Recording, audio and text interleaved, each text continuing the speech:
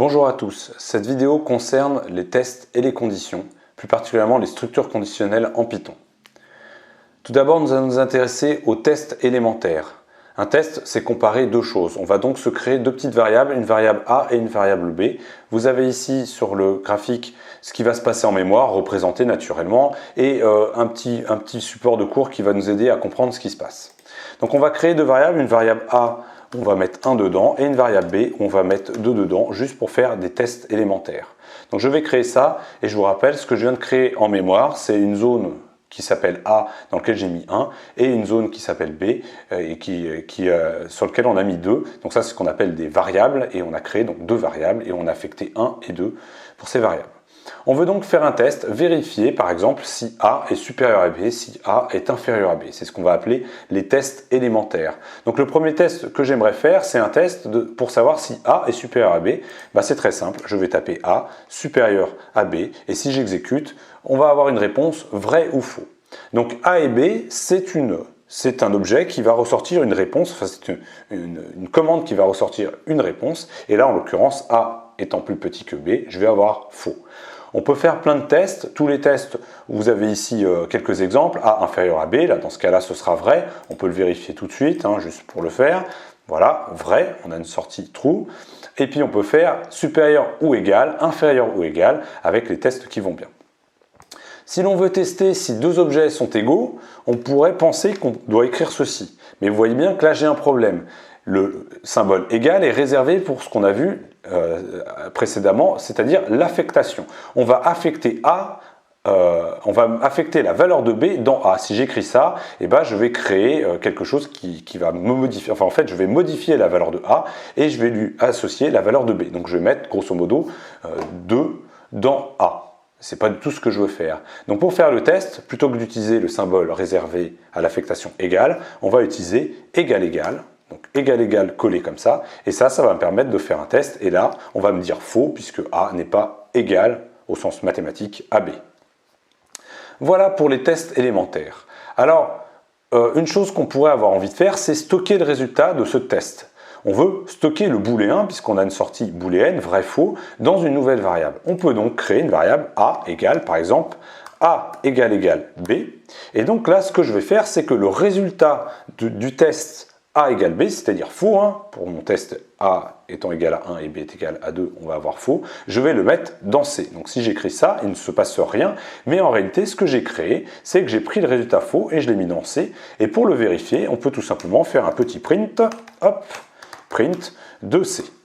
Et là, vous voyez, alors là, il n'est pas content parce que j'ai écrit print, et oui, ça arrive, j'écris print, et voilà, on a le résultat faux qui a été stocké dans la variable C. On peut également avoir besoin de faire des tests composés. Des tests composés, c'est par exemple vérifier deux choses en même temps. Je veux vérifier si A est supérieur à B, là ça va me donner une réponse faux, et en même temps vérifier que A est supérieur à 0. Et là on va avoir une réponse vraie. Mais je veux avoir un résultat qui me dit, je veux que les deux soient vrais en même temps. Donc pour vérifier que les deux tests soient vrais en même temps, je vais utiliser la commande et, comme ceci. Donc je vais écrire je teste si A est supérieur à B et, donc c'est AND, et A supérieur à 0. Et là je vais avoir une réponse unique, vrai ou faux. Si les deux sont satisfaits, j'aurai un vrai. Si une des deux n'est pas satisfaite, j'aurai faux. Donc là en l'occurrence, je vais avoir faux puisque A n'est pas plus grand que B. Je peux, dans un deuxième temps, vouloir vérifier si A est supérieur à B ou si A est supérieur à 0, et si une seule de ces conditions est vraie, je veux recevoir une réponse vraie. Donc là, je vais remplacer AND par OR, par OU en anglais, et là, je vais tester si l'une ou l'autre de mes tests est vraie. Et là, par contre, je vais avoir vrai, puisque A est supérieur à 0. Nous allons maintenant voir comment utiliser ces tests dans une structure conditionnelle IF. L'idée là-dessous, c'est de faire des commandes si une condition est vérifiée, si un test passe. Donc on va faire un test et on va réaliser un certain nombre de commandes si le test est passé. Pour cela, on va utiliser le mot-clé if. If test, test, si le test est réalisé, je fais des commandes. Si le test n'est pas réalisé, je ne vais rien faire. Donc un petit exemple, créons une note égale à 12, pardon, et on va utiliser cette structure conditionnelle. Cette structure conditionnelle est basée sur une syntaxe très simple. On va faire if et on va écrire le test que l'on veut vérifier. Donc par exemple, est-ce que notre note est supérieure à 10? On va ajouter 2 points et là, on va créer une indentation, c'est-à-dire placer 4 caractères ou une tabulation, c'est beaucoup plus simple, utilisez plutôt la tabulation, et on va écrire ce que l'on veut faire si la condition est réalisée. Donc par exemple, print bravo.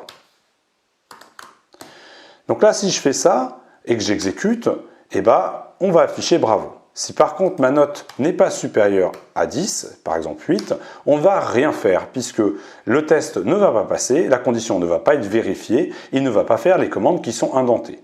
Vous pouvez mettre autant de commandes que vous voulez, par exemple print toto, voilà, et là, il ne va rien faire puisque ces deux commandes sont assujetties à notre test qui n'est pas réalisé. Par contre, si je mets 12, par exemple, là, les deux commandes vont s'afficher. Alors, comment je sors de cette structure conditionnelle? Il suffit juste de retirer l'indentation. Si je fais par exemple ça, là, il va tester la condition, elle va être réalisée, il va afficher bravo et il va afficher toto. Si maintenant la condition n'est pas réalisée, en mettant 8 par exemple, regardons ce qui se passe, il va tout de même afficher toto. En effet, il va vérifier si la condition est vérifiée, elle n'est pas vérifiée, il ne va pas donc faire ces commandes qui sont indentées. Par contre, cette commande n'est plus indentée, elle est faite comme toutes les autres commandes, on ressort d'une certaine façon de notre structure conditionnelle. On peut faire des structures plus complexes à 2 possibilités en utilisant un deuxième mot-clé qui est le else. L'idée est la suivante. Là, actuellement, si la condition n'est pas vérifiée, je ne fais rien. Là, je veux, si la condition est vérifiée, faire quelque chose, sinon, faire autre chose. Le mot-clé, c'est donc else, sinon en anglais, et on va lui spécifier ce que l'on veut faire si la condition n'est pas respectée. Donc pour cela, reprenons notre exemple. On a ici, si la note est supérieure à 10, on affiche bravo. On va utiliser donc une deuxième commande, qui est la commande else. Else, sinon, qu'est-ce que je fais? Je vais afficher raté. Donc print raté. Donc là, je vais forcément faire quelque chose. Soit ma condition est vraie, je fais bravo, soit ma condition est fausse, je fais raté. Notez que le else, je l'ai écrit aligné avec le if. Donc il ne faut pas l'indenter comme cela, sinon il va être pris dans la boucle, de toute façon là, dans la condition, et donc là il va faire une erreur. Ici, là, le else, c'est une autre possibilité, donc on va faire soit cette possibilité, soit celle-là. Donc là, si je lance, je devrais afficher raté. On peut mettre autant de commandes que l'on veut, tant qu'on les indente, elles font partie du else. Si je reviens ici, ce ne fait plus partie du else, donc ce n'est plus assujetti à la condition. On peut le vérifier en faisant, comme d'habitude, un traditionnel print toto. On verra que ce print toto sera écrit, quel que soit le résultat de mon test. Par exemple, si je fais ça, voilà, il y aura toujours marqué toto. Passons maintenant à une structure la plus complexe. Une structure complexe a plusieurs possibilités. On va tester une condition. Si cette condition est réalisée, on va faire des commandes. Si cette condition n'est pas réalisée, on va tester une autre condition.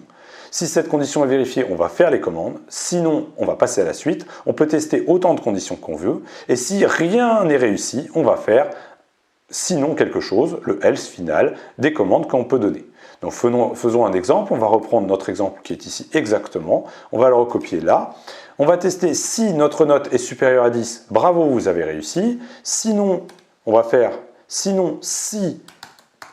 donc notre elif, si notre note est supérieure à 8, et là on a le droit d'aller au rattrapage. Donc, on va faire un print rattrape. Je l'écris facilement, voilà, juste pour qu'on comprenne le mot. Print rattrape, et sinon, on va dire raté. Donc là, si j'ai 12, je ne devrais faire que la première partie et ne pas faire la suite. Donc là, je vais écrire, et ça devrait afficher bravo, et à la fin, toto, puisque cette partie-là sera toujours faite. Elle n'est pas dans mon test conditionnel. On peut tester maintenant avec 9. On va donc normalement ne pas faire ça. On va réaliser ça et donc ne pas faire ça. Donc on se retrouve dans cette situation-là qui est schématisée ici. On va tester la première condition. La première condition va être fausse. On va passer à la deuxième condition qu'on va tester. Elle va être vraie. On va tracer et écrire rattrape. Donc si j'exécute, vous avez rattrape qui s'affiche. Allez, hop, on va rajouter un P, ce sera plus joli. Hop, voilà, rattrape qui s'affiche. Et si rien n'est satisfait, on va faire le else. Par exemple, j'ai 3. Là, je vais avoir raté qui va s'afficher. Voilà pour les structures conditionnelles et les tests qui permettent d'utiliser ces structures.